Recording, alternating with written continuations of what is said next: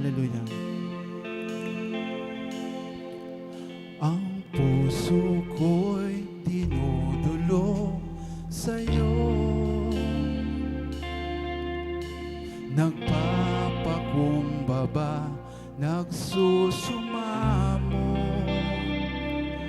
pagindapatin mo, ikaw ay mamasdan, makanikat, sa'yo ay pumisan.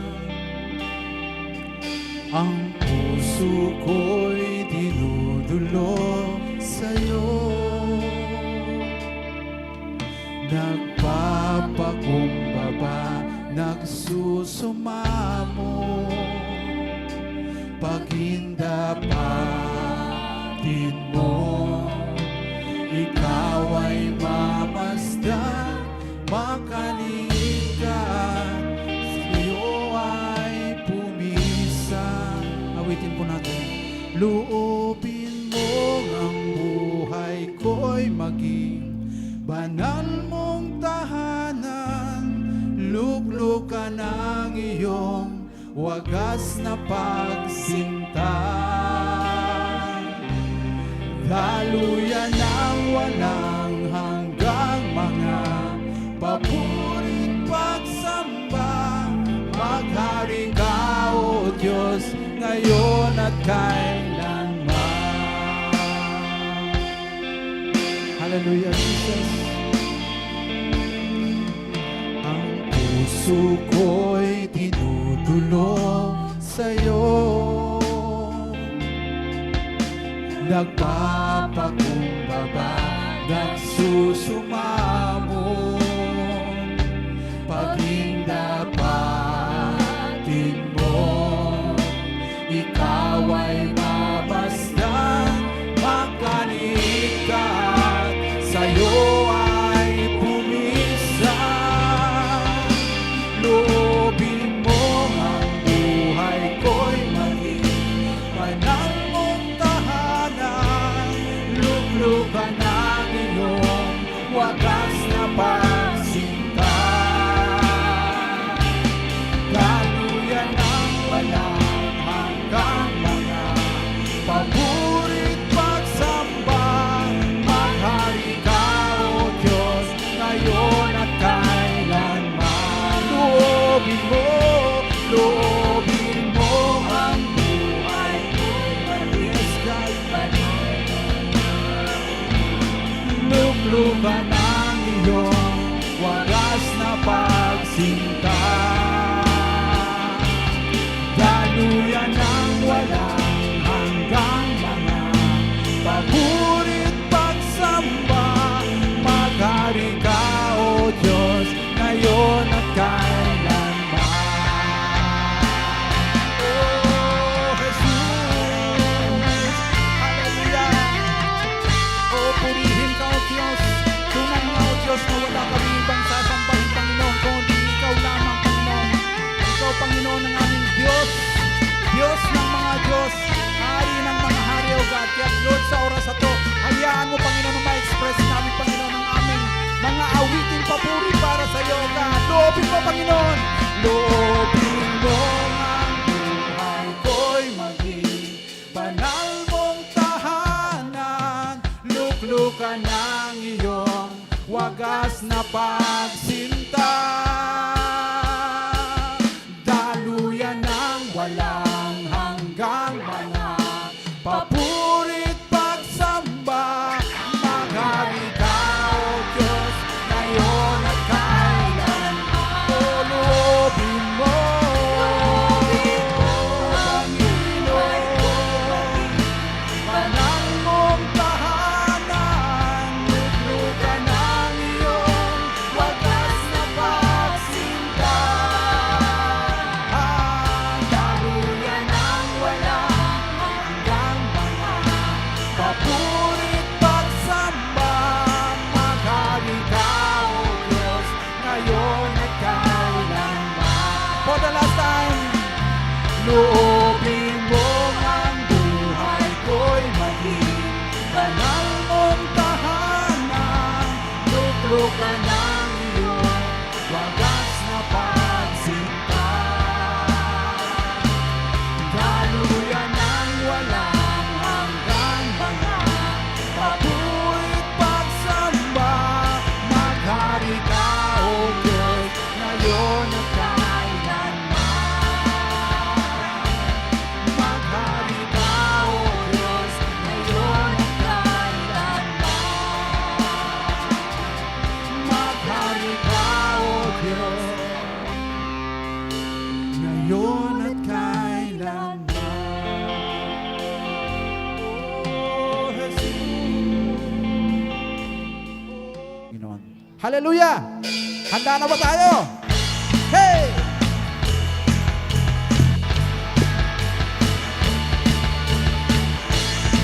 Hey, hey! Ako ay narito ngayon, naghihintay.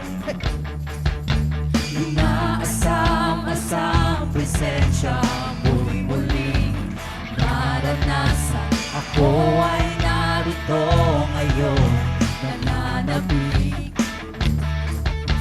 Nananabik na makita, luwalhati ng iyong mukha. Ako ay narito! Ako ay narito ngayon, naghihintay.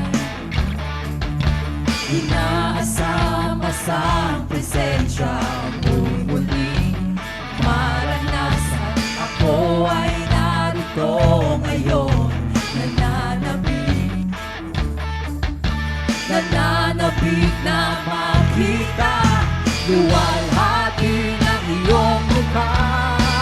Hey, hey! Sumasayaw na nga, sa galak tumatawa. Nananabik na makita, muli mong pagbisita. Hey! Panginoong Jesus, malaya-malaya ka. Baguhin mo ang buhay ko, ito'y iyong iyo.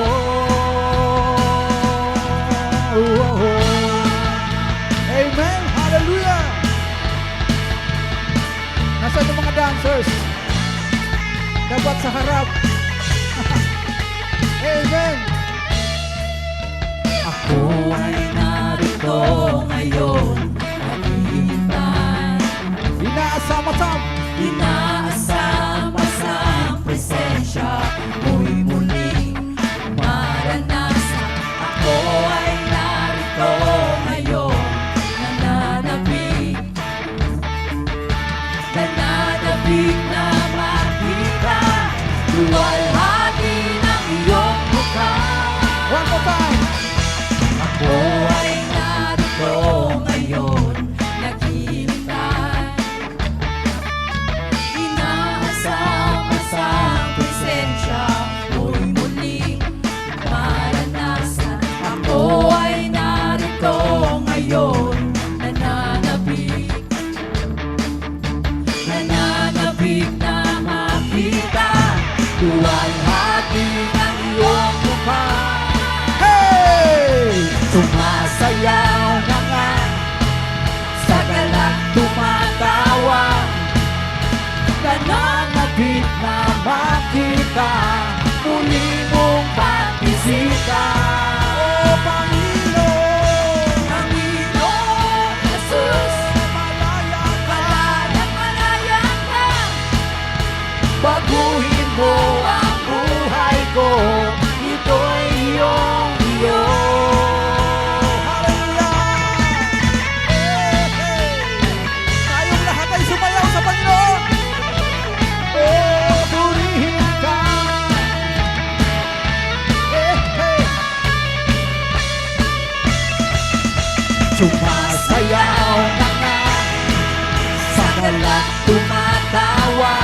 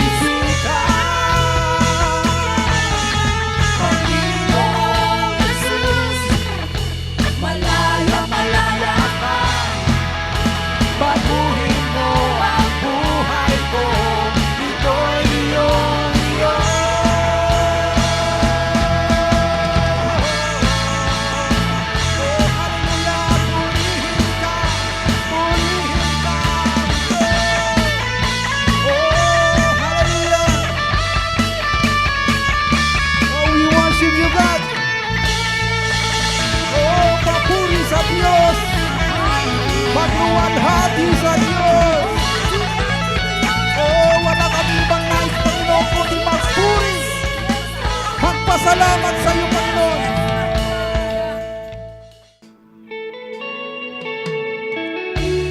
Oh, hallelujah. Hayaan natin na maramdaman natin ang pagkilos ng ating Panginoon. Oh, hallelujah. We worship you.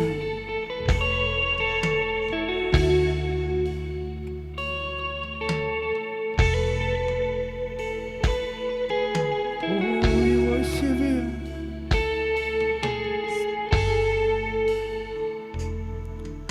Sa libong salinlahi, sumasamba sa'yo. Ang awit ay papuring walang hanggan. Lahat ng nasa langit, lahat ng nagtitiwala, aawit ng papuring walang hanggan. Ulitin po natin. Sa libong salinlahi, sumasamba sa'yo. Ang awit ay papuring walang hanggan. Amen. Lahat ng nasa langit, lahat ng nagtitiwala, aawit ng papuring walang hanggan. Amen. Ngalan mo'y nag-iisang ngalan, mo'y dakila, o Diyos, wala kang kapantay. Lahat ng kaharihan, lahat ng kapangyarihan sa'yo, wala nang papantay. Ang mga anghel nagpupuri, ang iyong nilikhay nagpupuri, awitan ka lagi, banal magpakailanman.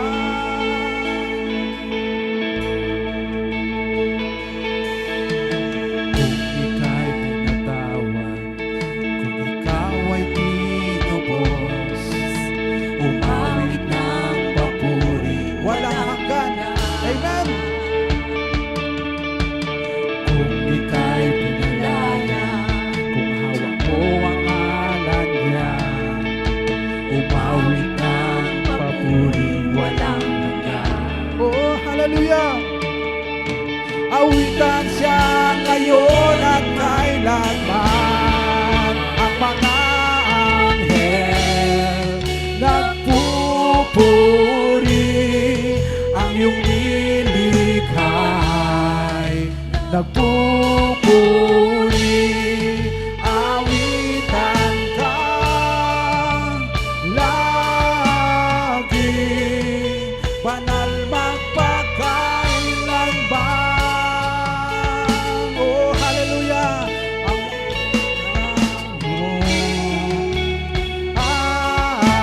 awit, hari ng mga hari, kay banal na Diyos. Oh, Jesus, banal magpakailanman. Awitin po natin. Ngalan, ngalan, mo'y nag-iisang ngalan, mo'y dakila, o Diyos, wala kang kapantay. Lahat na kaharihan, lahat na kapangyarihan sa'yo, wala nang papantay. Yes.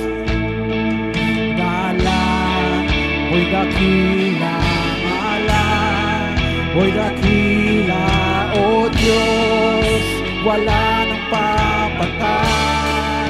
Lahat ng kaharihan, lahat ng kapangyarihan sa'yo, wala nang papantay. Ngalan mo, Diyos! Ngalan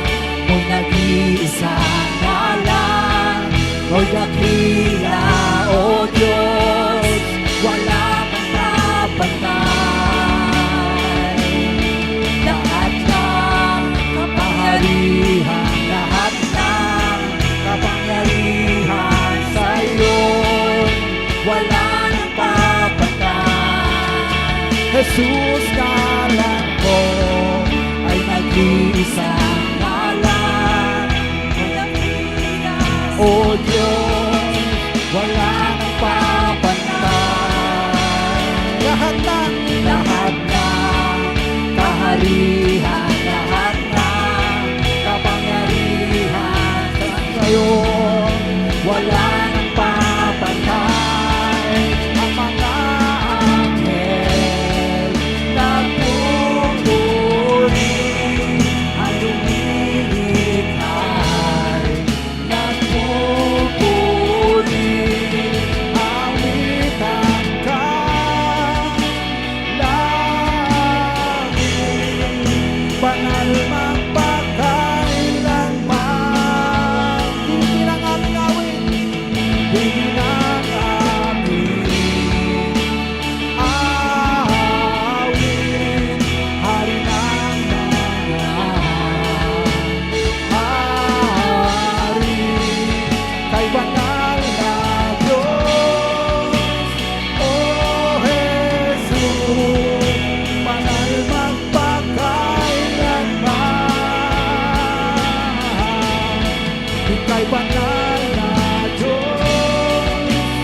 O Jesus, banal magpakailanman, ika'y banal na Diyos. O Jesus, banal magpakailanman. Oh, hallelujah. Itataas ang ngalan mo, Hari ng buhay ko. Ako'y sumasamba, O Diyos, dakila ka. Sige po, awitin natin at pumula sa ating puso. Itataas ang ngalan mo, Hari ng buhay ko. Ako'y sumasamba, O Diyos, dakila ka. Ulitin po natin, itanyataas namin, Panginoon, ang ngalan mo, Diyos. Itataas ang ngalan mo, Hari ng buhay ko. Ako'y sumasamba, O Diyos, dakila ka. O itataas ka namin, O Jesus, itataas ang Jesus, Hari ng buhay ko. Ako'y sumasamba, sumasamba, O Diyos, dakila ka. Oh, hallelujah! Itataas namin ang ngalan mo. Itataas ang ngalan mo, Hari ng buhay ko. Ako'y sumasamba, O Diyos, dakila ka. Oh, tunay kang dakila, O Panginoon. Oh, hallelujah! Dakila ka, lahat ay aawitan ka, pagkat dakila ka. O Diyos, dakila ka. O dakila ka, O Diyos, dakila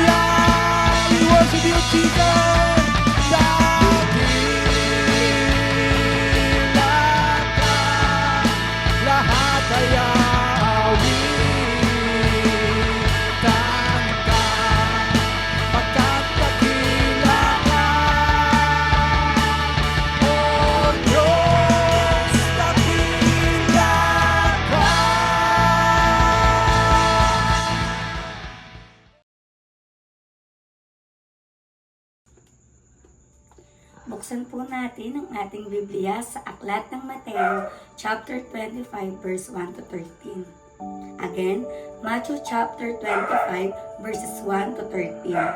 Chapter 25, verse 1. Ang kaharian ng langit ay may tutulad dito. May 10 dalagang lumabas upang sumalubong sa lalaking ikakasal. Bawat isa ay may dalang ilawan. Verse 2.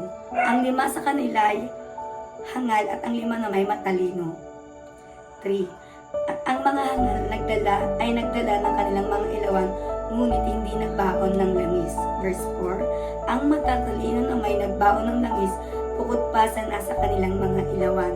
Verse 5. Naantala ang pagdating ng lalaking ikakasal, kaya't inantok at nakatulog sila sa pag-iintay. Verse 6. Ngunit ng ating gabinay may sumigaw, narito na ang lalaking ikakasal. Lumabas na kayo upang salubungin siya. Verse 7. Agad bumangon ang 10 dalaga at inayos ang kanilang ilawan.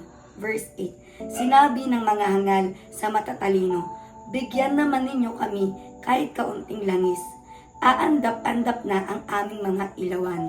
Verse 9. Baka hindi ito magkasya sa ating lahat. Mabuti pa'y pumunta muna kayo sa tindahan at bumili ng para sa inyo. Tugon ng matatalino. Verse 10. Kaya't lumakad ang 5 dalagang iyon upang bumili ng langis. Habang wala sila, dumating ang lalaking ikakasal.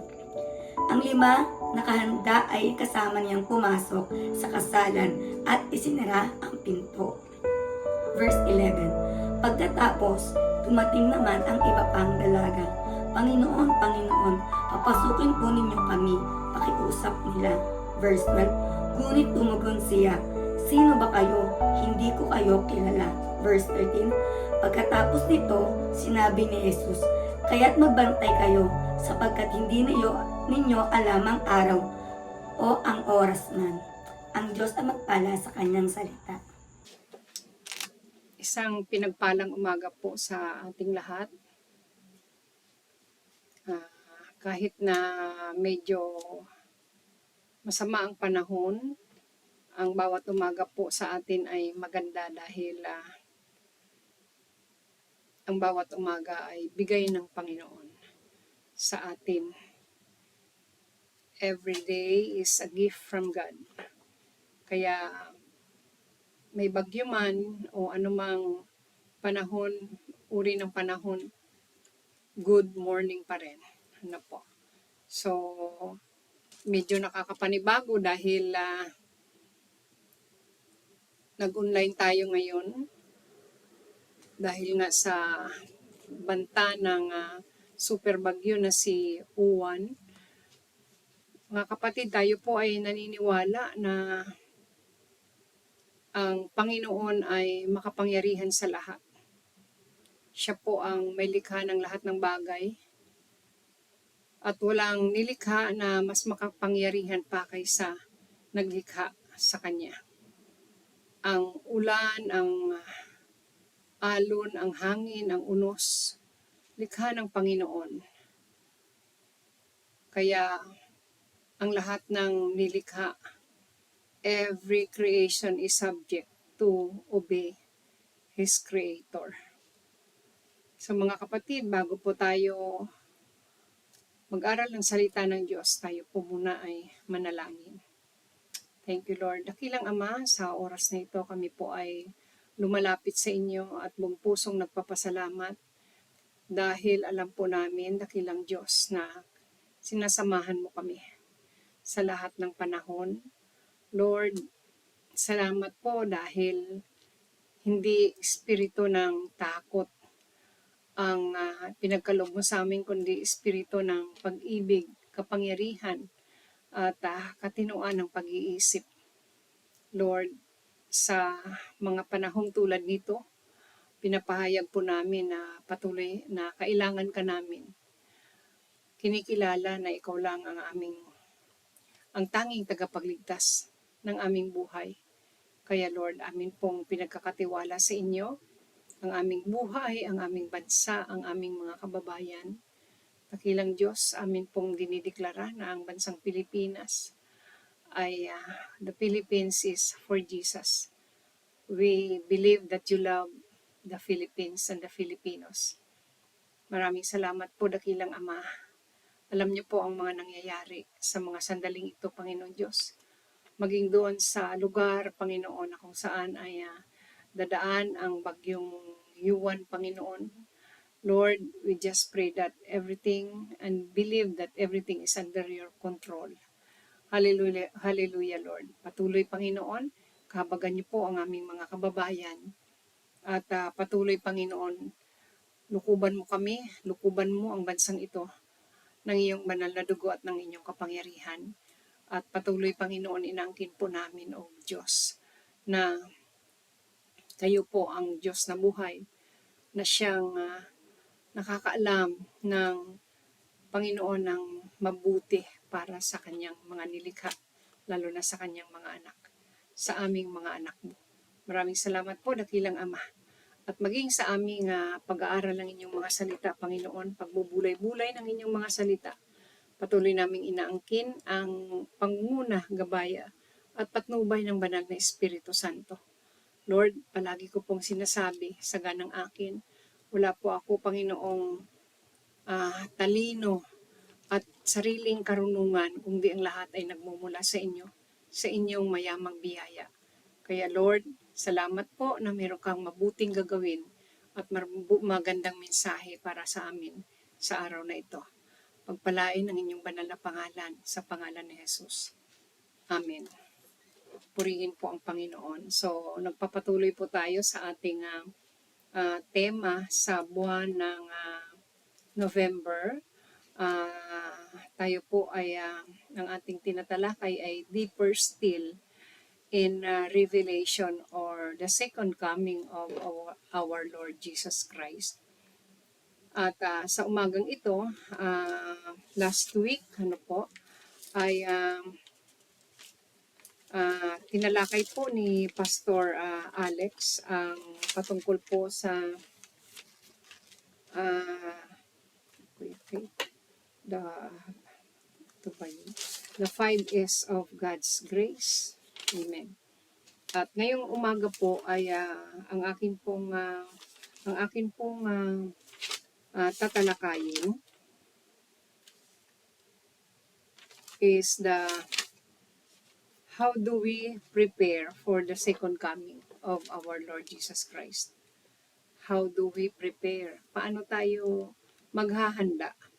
Dahil napakarami pong talata sa salita ng Diyos o sa Biblia na tayo po ay pinagbilinan ng ating Panginoong Yesus na kailangan nating maghanda dahil siya po ay muling babalik. Siya po ay muling babalik. At sa kanyang muling pagbabalik, hindi po siya babalik muli bilang isang sanggol sa sabsaban, kundi sa yung unang pagdating ng Panginoong Hesukristo sa kanyang pagkatawang tao, siya po ay pumarito siya po ay dumating para maglingkod at hindi para paglingkuran. Sa kanyang mabuting layunin sa pagparito, yung kanyang unang pagparito, siya po ay nakaranas ng pang-aapi, nakaranas ng maraming paghihirap, maraming pag-aalipusta, maraming pagbibintang, naaakusahan ng mga bagay na hindi naman po totoo. At lahat ng yan ay kanyang binata dahil sa kanyang pagsunod sa kalooban ng Ama na tayo ay tubusin sa ating mga kasalanan. At ang ating Panginoong Jesucristo po ay nagtagumpay. Nagtagumpay po siya kahit siya po ay namatay sa krus ng Kalbaryo. Ngunit alam natin ang katotohanan na siya ay muling nabuhay sa mga patay. At ito po ang tagumpay ng Panginoong Jesucristo ay tagumpay din ng bawat isa sa atin. At mga kapatid, sa kanyang pag-akyat sa langit na kung saan ngayon siya ay nakaluklok sa kanang trono ng Diyos Ama, ang Panginoon Jesucristo bago siya umakyat sa langit, siya po ay nag-iwan ng isang pangako na siya ay muling babalik. Ang sabi niya, siya ay aalis at kanyang ipaghahanda ang bawat isa. Ang lahat ng sumampalataya sa kanya ay ipaghahanda niya ng lugar na kung saan siya naroroon ay paroroon din tayo. Napakagandang pangako po. Ngunit itong muling pagbabalik ng Panginoong Jesucristo ay walang nakakaalam kung kailan. Ngunit meron siyang mga tanda. Meron siyang mga iniwang palatandaan para malaman po natin na malapit nang dumating ang Panginoong Hesus.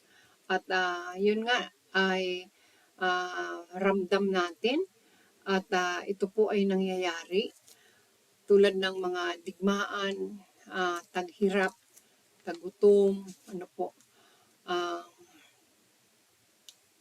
tulad ng mga lindol at iba pa pong mga bagay na sabi nga hindi pa nangyayari kailan pa man sa buhay ng tao, pero ngayon ay nangyayari na. So mga kapatid, ito po, how do we prepare for the second coming of our Lord Jesus Christ?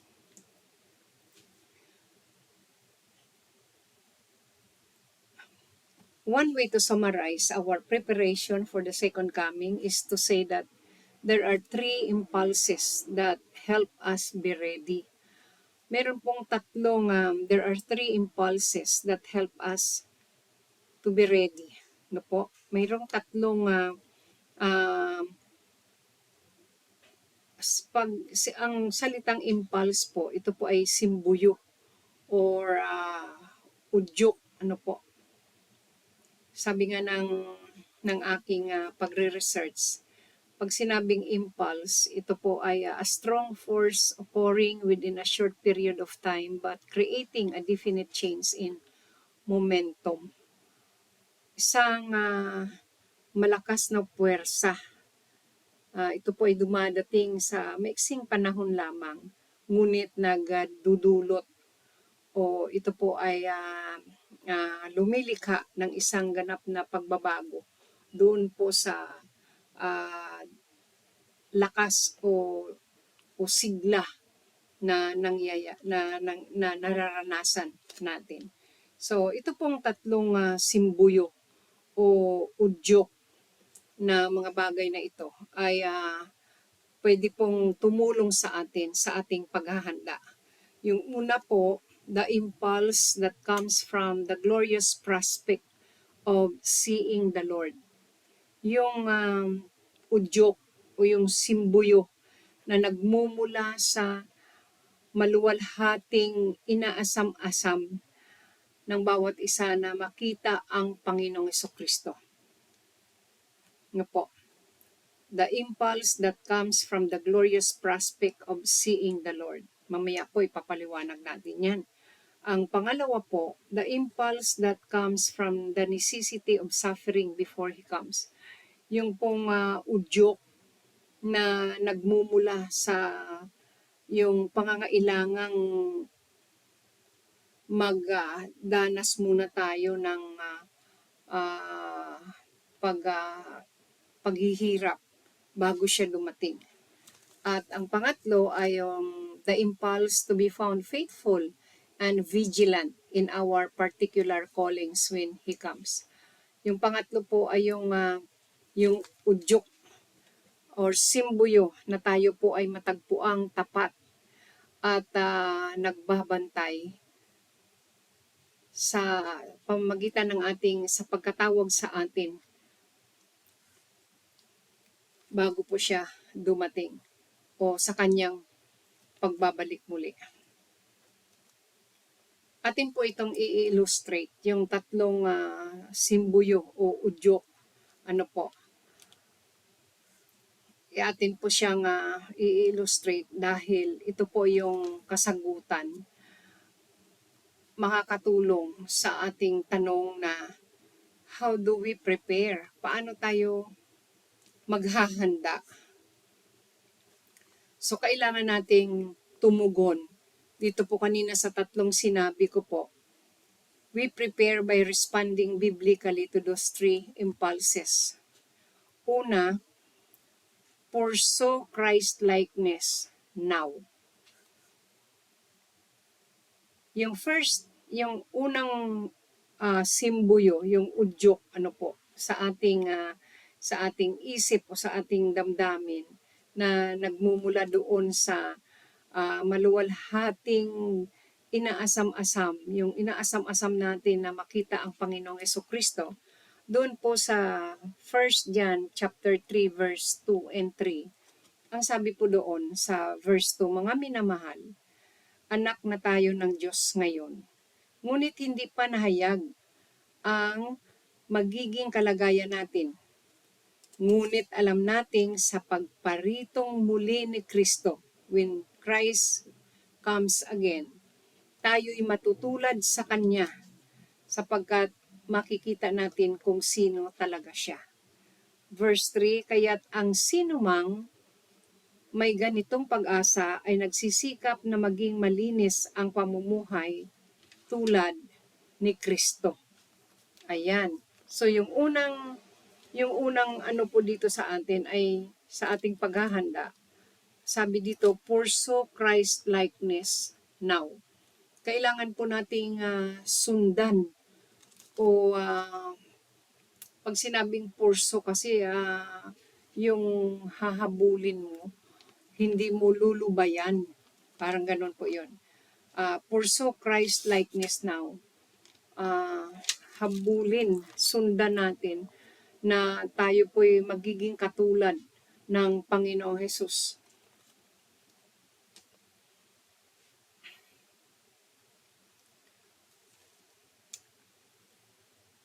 Ang sabi po doon kanina, sabi doon sa verse 3, kaya't ang sinumang may ganitong pag-asa ay nagsisikap na maging malinis ang pamumuhay tulad ni Kristo.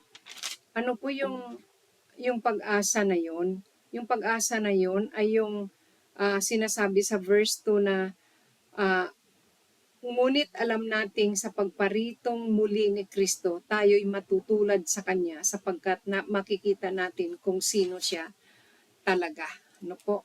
So, dun po ay ang sinasabi po doon, si John po ay he's referring to hoping to be like Him. When He appears, we shall be like Him. So, ang lahat ng umaasa umaasam na makita ang Panginoong Jesucristo, ngayon pa lang po, ay meron na tayong yung udyok, yung simbuyo na yun na meron tayong decision that we will purify ourselves now. So, ang punto po dito ay, if we really want to be like Him, by seeing Him when He comes, we will pursue being like Him now. Di po ba? Kailan pa po tayo magkakaroon ng pagnanasa o pagnanais na masundan natin ang buhay ng Panginoong Jesucristo? Di po ba ngayon na? Hindi po natin ipagpapaliban. Kasi ito po yung ito yung panahon na kung saan ang mga nangyayari sa ating kapaligiran, mga kapatid, nakikita natin, ramdam natin . Hindi natin pwedeng ipakibit balikat yung mga nangyayari ngayon. So kung ang lahat ng mga pangyayari na nasasaksihan natin, nakikita natin, ay nagpapahayag na malapit nang dumating ang Panginoong Jesucristo, kailan pa tayo magiging seryoso? Kailan pa po talaga natin Kailan pa natin itutuwid yung ating pagsunod sa Panginoong Jesucristo? So, the impulse of becoming a radically pure, holy, loving, sacrificial, Christ-like person now is the intense hope and desire for that to happen when He comes and we see Him. So ito po yung unang parang bugso, punang simboyo na dapat po nating na dapat po nangyayari sa atin kung sa ating paghahanda sa kanyang muling pagbabalik. Dapat ngayon pa lang mararanasan na natin ito. Dapat po nangyayari na po ito sa atin ngayon, mga kapatid. Tayo lang po ang nakakaalam nun. Tayo lang po ang nakakaalam. Lord, kung hindi pa po ito nangyayari sa atin, pwede naman tayong humingi sa Panginoong Jesus na ituwid niya yung ating kaisipan, ituwid niya yung pananaw natin na kailan pa ba, oo nga no, kailan pa ba ako magsiseryoso? Na gusto kong maging katulad ng Panginoong Jesus. Kung siya din naman talaga ang kinikilala nating halimbawa ng ating pamumuhay, dapat talaga na makita na yan sa atin. At kung hindi pa po natin ito siniseryoso, ngayon na po yung tamang oras habang may panahon pa. No po, mga kapatid. Yung pangalawang impulse po, ready yourself for suffering. Anong ibig sabihin po nito, mga kapatid? The second impulse is the impulse that comes from the necessity of suffering before Jesus comes. Para bang anong nasa isip natin kapag sinabing, ano ba yan? Bakit kailangan ba nating matulad sa Panginoong Jesucristo na naghirap, yung tulad ng kanyang paghihirap doon sa krus ng Kalbaryo? Hindi naman po yun. No po. Ang sabi po sa Acts chapter 14 verse 22, pinalakas nila ang loob ng mga alagad at pinayuhang manatiling tapat sa pananampalataya. Daranas muna tayo ng maraming kapighatian upang makapasok sa kaharian ng Diyos. The suffering that will become more intense near the end. Sige po. Babasahin ko pa po yung 2 Thessalonians chapter 2 mula sa verse 8 para medyo malinaw po. Mahahayag na ang suwail, ngunit pagdating ng Panginoong Hesus, papatayin niya ang suwail sa pamamagitan lamang ng pag-ihip at pupuksain niya ito sa pamamagitan ng kanyang nakakasilaw na liwanag. Paglitaw ng suwail, verse 9, paglitaw ng suwail, taglay niya ang kapangyarihan ni Satanas. Gagawa siya ng lahat ng uri ng mapanlinlang na mga himala at kababalaghan. Verse 10, gagamit siya ng lahat ng uri ng pandaraya sa mga mapapahamak, sa mga taong ayaw umibig sa katotohanan na makapagliligtas sana sa kanila. Verse 11, dahil ayaw nilang tanggapin ang katotohanan, hahayaan ng Diyos na sila'y malinlang ng espiritu ng kamalian at maniwala sa kasinungalingan. Sa gayon, mapaparusahan ang lahat ng pumili sa kasamaan sa halip na tumanggap sa katotohanan. Dito po, mga kapatid, ito yung sinasabi dito ng Panginoong Hesus about lawlessness. Sa Matthew chapter 24 verse 11 to 13, ang sabi ng mga talata, marami ang magpapanggap na propeta at ililigaw ang mga tao. Ang kasama ay lalaganap, kaya't manlalamig ang pag-ibig ng marami. Ngunit ang mananatiling tapat hanggang wakas ay siyang maliligtas. Ano po ang implikasyon nito sa atin? Doon sa mga talatang nabasa natin. Una, we should get ready for the Lord's coming by being spiritually and mentally alert to satanic deception and false teaching. Kailangan po nating kailangan nating paghandaan, no po. We should get ready for the Lord's coming sa pamamagitan ng pagiging spiritually and mentally alert. Kailangan po maging alerto po tayo spiritually and mentally alert to satanic deception and false teaching. Alam niyo po, hindi tayo mahihirapan dito kasi meron tayong banal na Espiritu Santo. Ang sabi ng Panginoong Hesus, sabi niya, kailangan siyang umalis para bumaba yung ipapadala niya, isusugo niya para sa atin. Yun po yung banal na Espiritu Santo, mga kapatid. Ang banal na Espiritu Santo ang makakatulong sa atin spiritually, mentally alert to satanic deception and false teachings. Ang sabi ng Panginoong Hesus, the Holy Spirit who is your helper. He is our helper. Kapag meron na pong may naririnig tayo na parang iba, parang lihis doon sa sinasabi ng Biblia, pwede po tayong lumapit sa banal na Espiritu Santo. Manalangin po tayo at hilingin natin, Holy Spirit, please help me. Ano po mga kapatid? Madidiscern po natin kung ang naririnig ba natin, yung sinasabi ba sa atin ay totoo o ito po ay isang kasinungalingan o panlilindang lamang. Pangalawa po, ang implikasyon po nito sa atin, we should be completely submitted to the Lord, to the Word of God rather than being lawless or self-willed.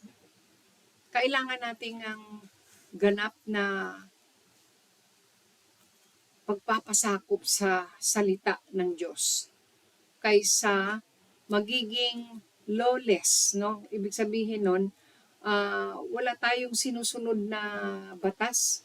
Hindi natin kinikilala ang salita ng Diyos kasi ang ano natin, yung sarili nating kalooban, ang pinapaniwala natin, tama tayo sa ang ating mga reasoning, ang ating mga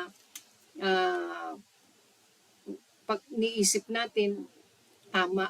Kaya kahit ang salita ng Diyos na ang nagsasabi, hindi na pinapaalala sa atin ng kapwa natin o ng ating pastor o sino man po yung ginagamit ng Panginoon para tayo palalahanan, hindi tayo naniniwala. Kasi ang alam natin, ang sarili natin ang tama. Pangatlo po, we should be cultivating strong faith in the sovereign goodness of God so that we can endure to the end through whatever suffering comes our way. Kailangan nating mapalago ang isang matibay at matatag na pananampalataya sa kabutihan ng Panginoon. Sovereign goodness of God. Wala nang higit pa, wala nang kagaya, ang kabutihan ng Diyos. Para po tayo makapanatili hanggang sa wakas sa anumang mga kahirapan na darating po sa ating buhay.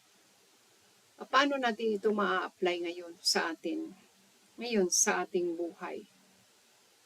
Alam niyo po ang mga tao, nakagawa po sila ng mga bagay na lumilikha sila ng mga bagay na sabihin natin they have developed popular, no, as well as intellectual. Naglilikha sila ng mga bagay na baga sinasang-ayunan ng marami, matalino at kaakit-akit ng mga pamamaraan para po ma-deny ang they are developing popular ways, popular as well as intellectual and sophisticated ways of denying the existence of any divine law or standard. Para mapasubalian o kaya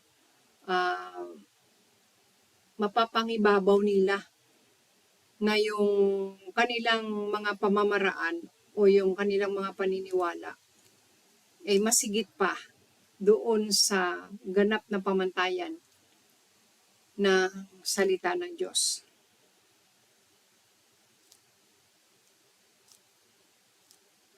Kasi ang tao po, maraming mga sa kapanahunan natin ngayon, yung they are claiming, yung pagiging makatotohanan, yung kanilang nilikhang totoo para sa kanila. Naglilikha sila ng kanilang sariling tama at mali.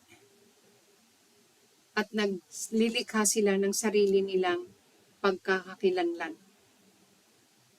Ibig sabihin po, kung ang isang tao ay pinanganak na, halimbawa, kung ikaw ay pinanganak na lalaki and you want to be a woman, if you were born a man and you want to be a woman, then there is no law in God. Kumbaga, pinapaniwala mo yung sarili mo na oo, pinanganak kang lalaki, pero may damdamin ka na babae, ng babae.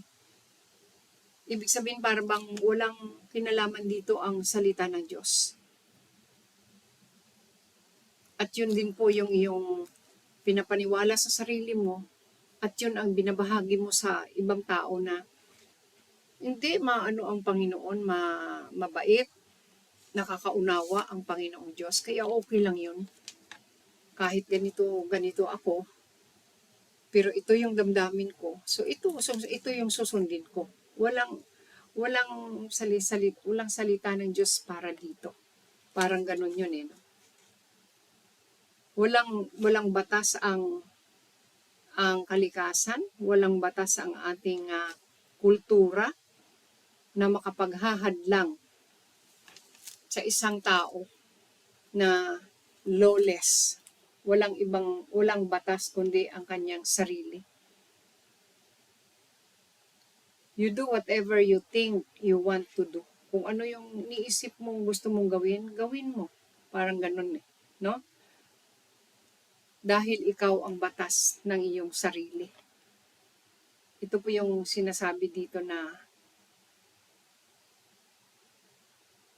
Jesus is talking about lawlessness. Walang ibang totoo kundi ang iyong sarili. Ang sarili ng isang taong naniniwala sa kanyang sariling pag-iisip, sariling kalooban. At ito pong kawalan ng batas, lawlessness, ay lalo po itong sa mga huling araw, lalo po itong dadami and this will multiply and this will increase. At yun nga, nakakatakot ang epekto po nito. Kasi sabi dun sa nabasa natin kanina, doon po sa Matthew 24 verse 11 to 13, sa verse 12, ang kasama ay lalaganap, kaya't manlalamig ang pag-ibig ng marami. Manlalamig ang pag-ibig ng marami. Walang pag-ibig sa Diyos, no? Lovers of themselves. rather than lovers of God.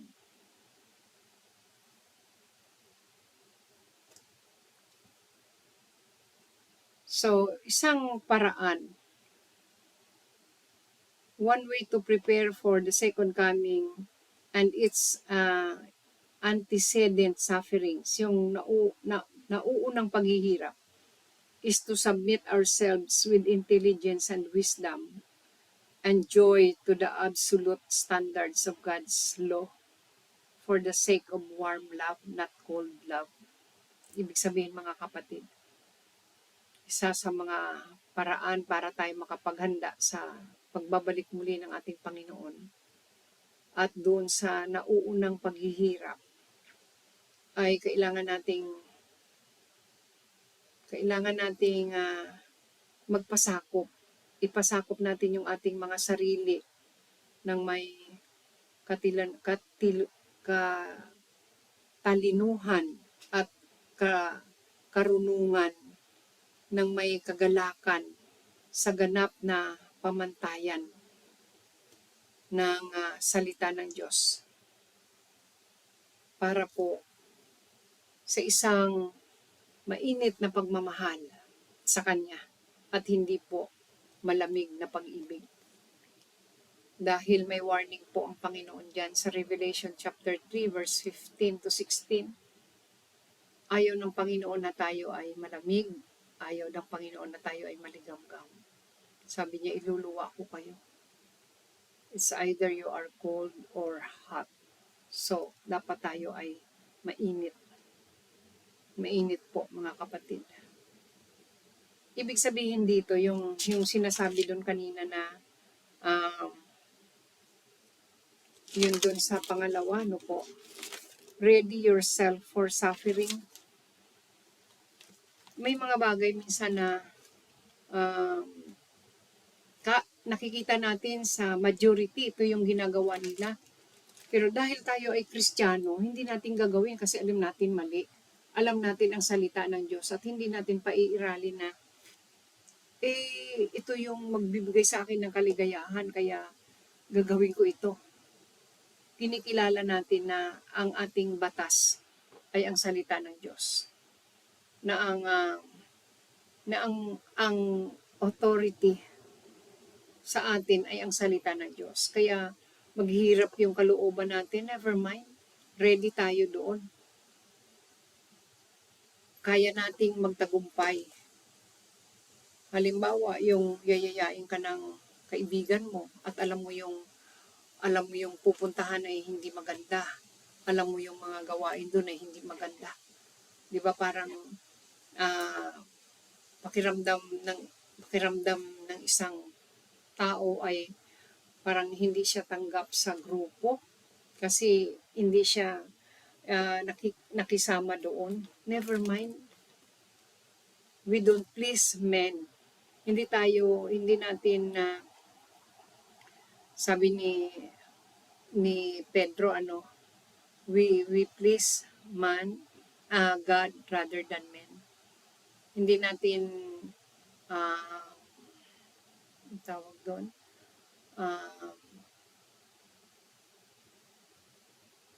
yung isang tao ay we don't please men or man, kundi ang Diyos po ang ating binibigyan ng parangal sa ating mga buhay.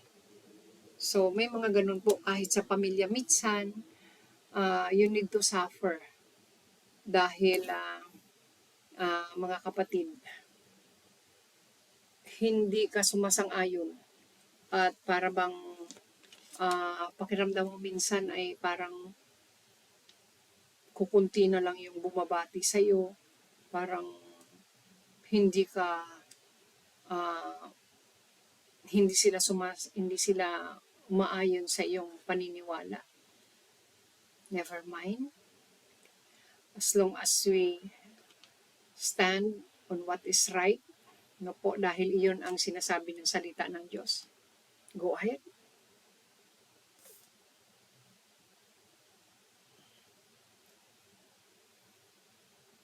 Hindi po tayo magko-compromise. Kaya kahit na medyo mabigat sa damdamin minsan, kahit medyo pakiramdam natin nahirapan tayo, walang problema po doon mga kapatid. Ang mahalaga, sinusunod natin ang salita ng Diyos kaysa kung ano man yung sinasabi ng tao. Okay. Next, yung sinasabi po dito, yung the third impulse ay yung work faithfully for Christ. The third impulse to be ready for the second coming is the impulse to be found faithful. Na tayo po ay masumpungan, na nasumpungang tapat at naghahanda.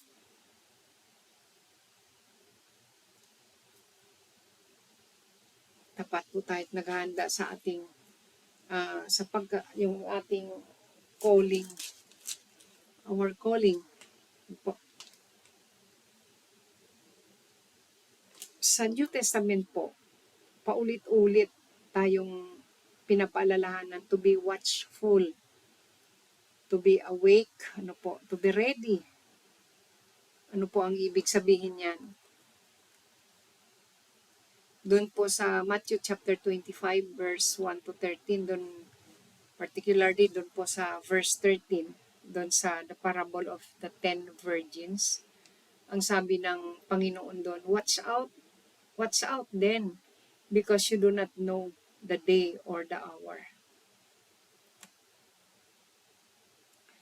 Doon po sa the parable of the 10 virgins, doon po sa verse 5, may sinasabi po doon na naantala ang pagdating ng lalaking ikakasal, kaya't inantok at nakatulog sila sa paghihintay, silang 10.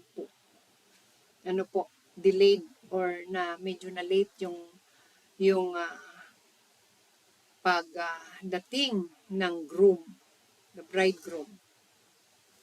Pero dito po ang pinapahiwatig dito ng Panginoong Hesus, na sa kanyang pagbabalik muli, doon sa kanyang pag-akyat at sa kanyang muling pagbabalik, meron talagang kumbaga space, no? May time na binibigay ang Panginoong Diyos. Ngunit sa kanilang pag-aantay, sabi dito, they all become drowsy and slept. Ninantok sila, nahilo sila sa kakaantay at wala silang magawa kundi nakatulog sila. Doon po sa sa chapter 25, dito naman sa parable of the 3 servants, may sinabi doon na sa verse 19, pagkaraan ng mahabang panahon na ang kanilang Panginoon, binigyan sila ng pinagkatiwalaan sila ng kanya-kanyang halaga at umalis ang Panginoon. At sabi doon, pagkaraan ng mahabang panahon. So, God is giving us time. Kung sinasabi natin minsan na God is a God of second chance, totoo po. Ang Diyos ay not only of second chance, but God is a God of many chances. Nagbibigay siya ng pagkakataon. At sabi doon, pagkaraan ng mahabang panahon, bumalik ang Panginoon ng mga tauhang iyon at sila'y pinag-ulat. Yung mga tauhan na binigyan ng halaga, iba-ibang halaga ng Panginoong Hesus.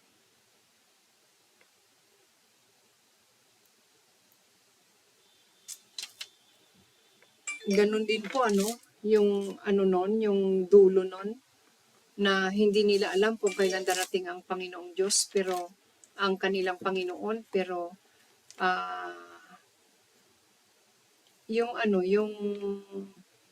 yung nakatanggap ng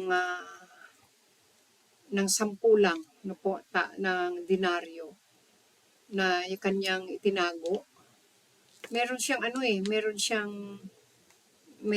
idea kung anong uri ng Panginoon yung kanilang Panginoon.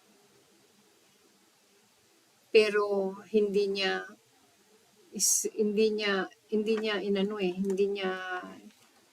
ah, hindi siya namuhay ng ayon doon kung sino at kung ano ang kanilang Panginoon. So ang sabi din doon, watch therefore, for you know neither the day or the hour. Ang ibig mong sabihin nito, mga kapatid, both doon sa parable of the 10 virgins, both the wise and the foolish virgins were asleep. And there was no criticism.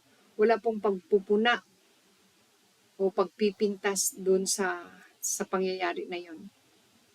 Dahil yun ay hindi yun ang issue, hindi yun, that's not the problem. To watch therefore doesn't mean that any kind of artificial getting up at night, looking out the window, paying a lot of attention to end time conspiracy theories. Ang ibig sabihin po nito, mga kapatid, na yung sabihin doon, watch therefore. Ano po? Watch therefore, ibig sabihin na watch out, be on your guard, or be alert. Hindi ito nangangahulugan na parang hindi ka nang matutulog. Palagi ka na lang nakadungaw sa bintana, tumitingin kung naka-andyan na ba siya, parang ganun ano. To watch means to do our job really well for Christ's sake. Kasi kung tingnan po natin, they had an assignment, itong 10 virgins na ito. Ang sabi doon, have your lamps. Ano yung assignment nila? Have your lamps, have your oil, and respond to the announcement when it's given. Light the way of the bridegroom in.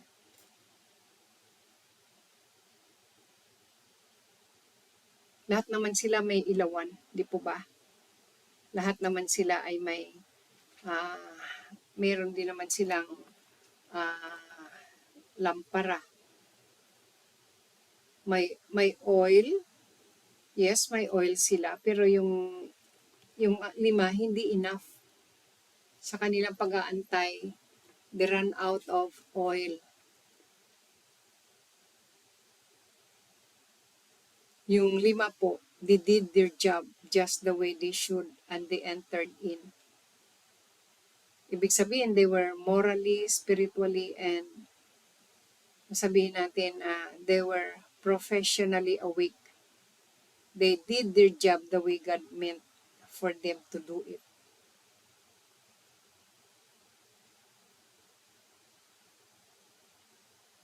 So doon sa mga parable na binibigay ng Panginoong Jesucristo sa New Testament about His second coming, ito po yung nakikita natin that the Master has given all of us assignments for while He's gone. Habang wala po siya, nagbibigay po siya ng mga dapat nating gawin. Nag-iwan po siya. Maaring ito po ay kaloob or anumang meron tayo, possession or resources, abilities, pwede itong pera, opportunities, relationships, spiritual disciplines, mga kapatid. Itong lahat ay mga assignments na habang wala ang Panginoon, dapat po ay nagagampanan natin ng tama ayon sa kanyang kalooban. Dapat ang lahat ng ito ay ginagawa natin ang ating tungkulin ng may katapatan at ng buong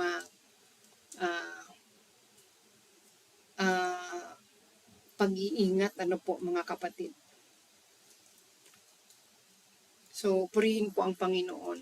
Naway maging ito pong 3 puntos na ito na na ano po natin ngayong umaga sa ating paghahanda. Napakarami pong katuruan sa patungkol po sa paghahanda sa muling pagbabalik ng Panginoon at maaari pong matatalakay natin ito muli dahil sabi ko nga parang kulang yung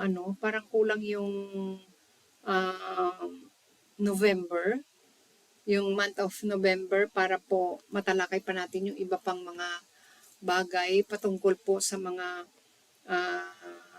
pinahayag ng Panginoong Hesus sa anghel na kanya rin pong ipinahayag sa kay John doon po sa lugar ng Patmos, ano po mga kapatid. At mismo ang Panginoong Jesucristo nung siya po ay nagtuturo sa kanyang mga alagad, sa kanyang mga parabulo pa, marami po siyang iniwan na mga parables para po hindi magiging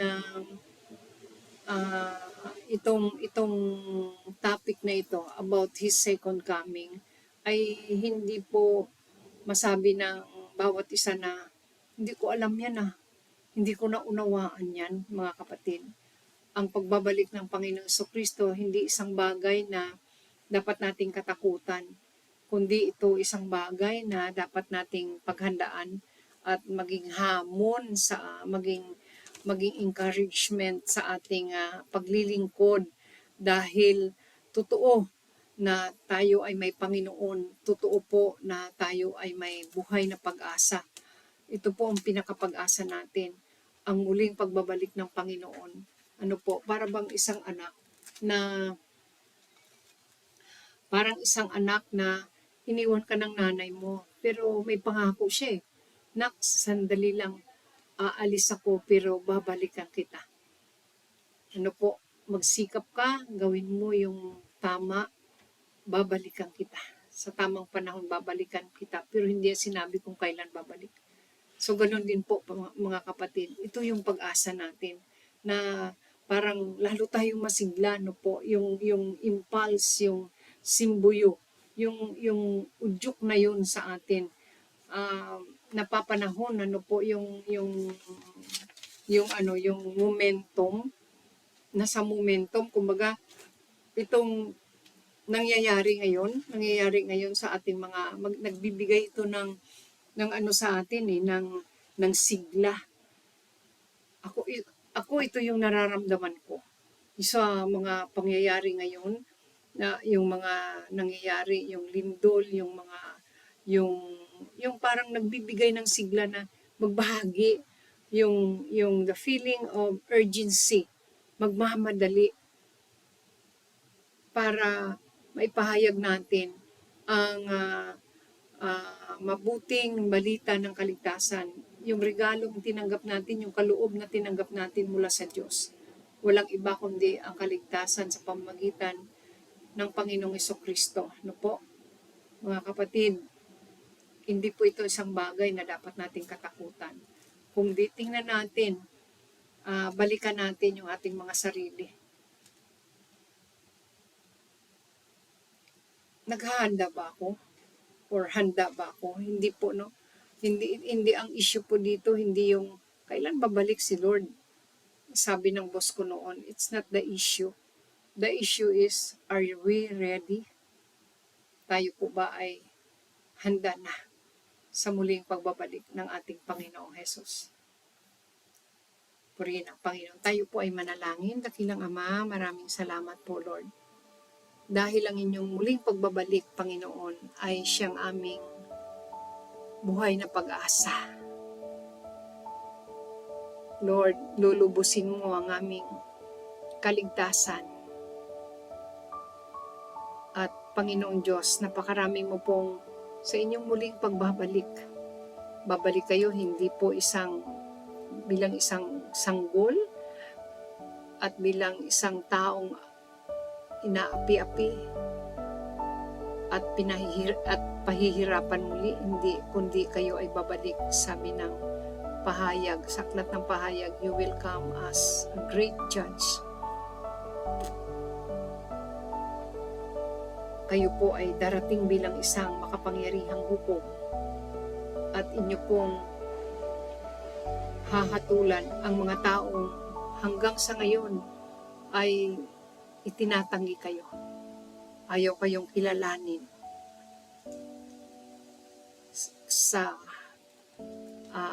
kahit na maraming kapahayagan patungkol sa inyo, nandyan po ang Biblia, ang inyong salita, na nagpapatunay na kayo ang anak ng Diyos, ang tagapagligtas ng sangkatauhan. Lord, salamat dahil hindi kami mapapabilang sa mga taong inyong hahatulan. Bagkus Lord, itong pagkakataong ito ay pagkakataon para lalo kaming sumigla, lalo kami, Panginoon, na pag-ibayuhin ang aming paghahanda sa inyong muling pagbabalik dahil ang sabi ng aklat ng pahayag, sa inyong muling pagbabalik, dala-dala niyo po ang reward para sa bawat isa. We will be rewarded sa kung ano ang aming pagtugon sa lahat ng mga bagay na pinagkatiwala mo sa amin. Maraming salamat po, dakilang Ama. Sa pangalan ni Jesus, patuloy po sa tulong ng Banal na Espiritu, sa panganguna ng Banal na Espiritu Santo. Patuloy po kaming maghahanda. At Panginoon, gagawin namin ang mga bagay kung hindi namin ito nagagawa. Maaring nakaligtaan o intentionally na hindi po talaga namin ginawa. Lord, lalo na po ang pagpapahayag ng mabuting balita. Tulungan mo kami, dakilang Diyos, na magiging bahagi kami ng pagpapalaganap ng mabuting balita ng kaligtasan. Maraming salamat po, dakilang Ama. Patuloy, Panginoon, pinagkakatiwala namin sa inyo ang aming mga buhay at maging ang maghapong ito, Panginoon. Lord, muli, tinataas po namin sa inyo ang aming bansang Pilipinas. Lord, ang mga pangyayari ngayon, Panginoon, sa mga lugar na sentrong dadaanan nitong bagyong uwan. Lord God, hallelujah. We believe that you are still the Almighty God at hindi po kayo nagbabago. Kayo ang Diyos na mananatiling makapangyarihan sa lahat. At Panginoon, Lord, patuloy po na ibangon mo rin ang lahat ng mga nasalanta ng nakaraang bagyong Tino, Panginoon Diyos. Thank you because you are a merciful and a compassionate God. Salamat po, dakilang Ama, pinagkakatiwala namin ang lahat sa inyo, dakilang Diyos. Bakuran mo kami ng inyong kapangyarihan at ng inyong banal na dugo. At inaangkin po namin ang inyong proteksyon at patuloy na kinikilala na si Satanas sa isa ng talunang kaaway in Jesus' name. Ama, salamat po. Salamat, ikaw lamang ang aming Diyos, nag-iisang Diyos ng sanlibutan ito, Panginoon. Hallelujah. Tanggapin mo, Ama, aming papuri, pasasalamat at walang hanggang pagsamba. Mga kapatid, sumating lahat, ang walang hanggang pag-ibig ng ating Diyos Ama, ang mayamang biyaya ng ating Panginoong Jesucristo, maging ang kapangyarihan ng banal na Espiritu Santo na siyang nakikipisan sa bawat isa sa atin. Maraming salamat po muli, Ama, sa pangalan ni Jesus. Amen. Amen. God bless us all at ingatan po tayong lahat. Iligtas ng ating Panginoon Diyos. Tayong lahat naman po ay dumako sa ating tithes and offering na maaari po nating isend through our GCash account ng The Shepherd of Faith Family Church. Sige po, tayong lahat po ay pumikit at sandaling manalangin. Heavenly Father, nandito po kami ngayon bagamat hindi magkakasama physically, ngunit Lord God, kami po ay united pa rin. Ang aming mga puso at espiritu po makakinig ng inyong mga salita, Lord God. And Lord, ngayon, we thank you, Lord God, for your unending grace and provision in our lives, Lord. And alam namin, Lord God, na may Typhoon Yuan sa bansa namin, Panginoon. Ngunit kami ay naniniwala na you are in control and we claim your protection over our families and our community, Lord God. And Lord, we now present to you our tithes and offering. these are not just funds, Lord God. Hindi lang siya basta ipon namin, but this is a symbol of our trust and thankfulness for all the blessings we received from you, Lord God. And Lord, please bless these gifts from us. And Lord, naway ito'y magamit, Panginoon, to sustain your ministry, especially right now as we try to help others who will be affected by the typhoon, Lord. And Lord, bless every hand that gives and multiply these resources for your greater glory. Give us all peace and assurance as we face this challenge, Lord God.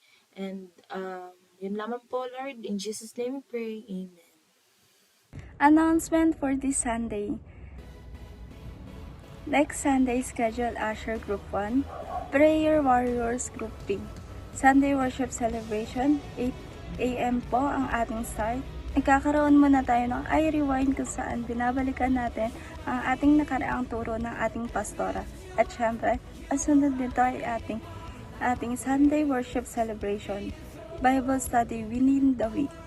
Sister Mirna, Tuesday, 2 p.m. Sister Mercy, Tuesday, 4 p.m. CE Teacher Online Bible Study every Tuesday, 6 p.m. Sister Beth, Wednesday, 4 p.m. Katatayan, Wednesday, 6 p.m. Venue, shop ni Brother Ramon sa Golden City. Sister Seti and Nanay Del, Barrio Road, Thursday, 6 p.m. And Brother Sandy and Brothers Der Khaled, Muson, Friday, 8 p.m. Youth Boys. Sister Precious and Sister Jessa, Taytay, Friday, 7 p.m. Youth Girls. Sister Tare, Golden City, Saturday, 1 p.m. Meron din po tayong everyday early morning devotion, 5:30 a.m. except Sunday. Sa mga gusto pong mag-open ng Bible study sa kanilang tahanan, lapit lang po tayo sa ating pastora o mga leaders. Every Saturday, 8 a.m. morning prayer, kasama ang paglilinis at pag-aayos. Sikapin po natin ang makapunta na Saturday morning para sama-sama tayo manalangin para sa ating Sunday worship celebration. Saturday pa rin po, worship, practice and prayer, 1:30 to 3 p.m. Every first Friday of the month, we have a prayer and fasting, 6 p.m. onwards. Everyone is welcoming to join. Youth gig, every other Saturday of the month after service here sa ating church. Next, youth gig will be on November 23. Meron po tayong welcoming events, November 15, 8 a.m. to 4 p.m. Global Conference. November 22, 10 a.m. onwards, Kid Ministry. Saturday po sa P. Aguinaldo. November 29, Youth Club, 1 Arena. Oh, I praise